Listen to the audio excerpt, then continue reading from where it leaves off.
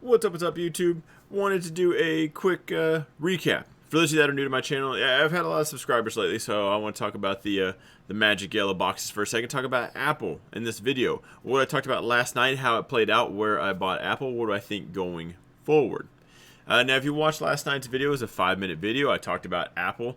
And I told you guys last night, I ended up selling after hours, right? Once we got into that zone, I ended up just, well, it was actually right underneath it.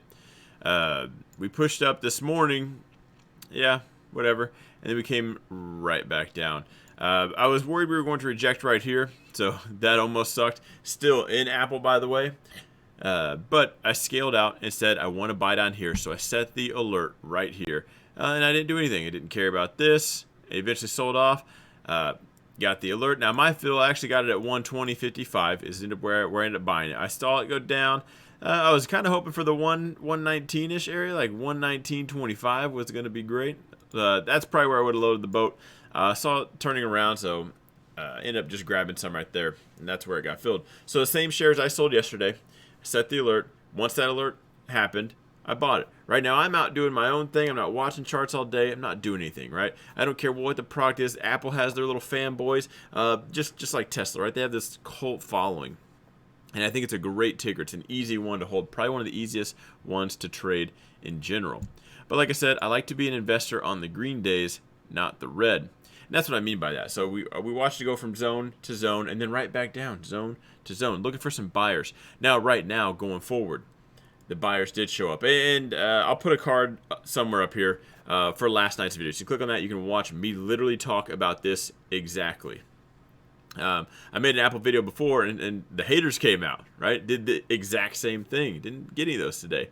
So maybe you guys are picking something up. That's ultimately the goal here, which would be awesome. Anyway, talked about the exact play coming down here. I like to let the trade come to me. It's not led by FOMO, emotions, nothing. I set alerts. I go do whatever I'm doing. I'm a real estate agent. I'm showing houses. And once that alert goes, I buy it. Now, I set this alert up here because I wanted to watch it come into the zone. What kind of momentum were we seeing? We didn't really see, yeah, this sold off, but we weren't really seeing crazy momentum, which is why I'm thinking the sell-off might not be done yet. Now, I bought shares fully knowing this. Again, I don't want it breaking this area down here. But I'm kind of thinking, I don't play trend lines. You guys have to understand, I like to break everything down at night. Zero emotions, zero things moving, zero anything affecting my thinking. So I draw these trend lines. So when I break down my phone, you know, that's kind of all I have to see tomorrow. I'll see that line and think, okay, higher lows. We're kind of trailing along right here. So I do think if we're looking at the market, right, tech's a little bit up there still.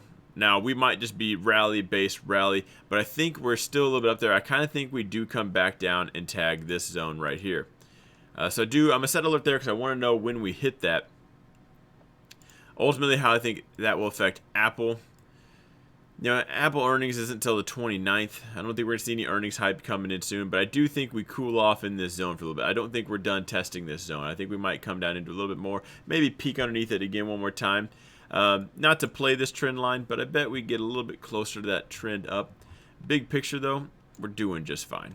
Right? It's just doing its thing. This is just doing its Apple thing, which is why I wanted to just take it. I wanted to skip that part down. Like a true investor, he's going to ride that all the way down and talk about it's not a loss until he locks it in. I like to just not do that and buy it when it makes sense. And it made sense that it was probably time to lock some in and buy it down here for me.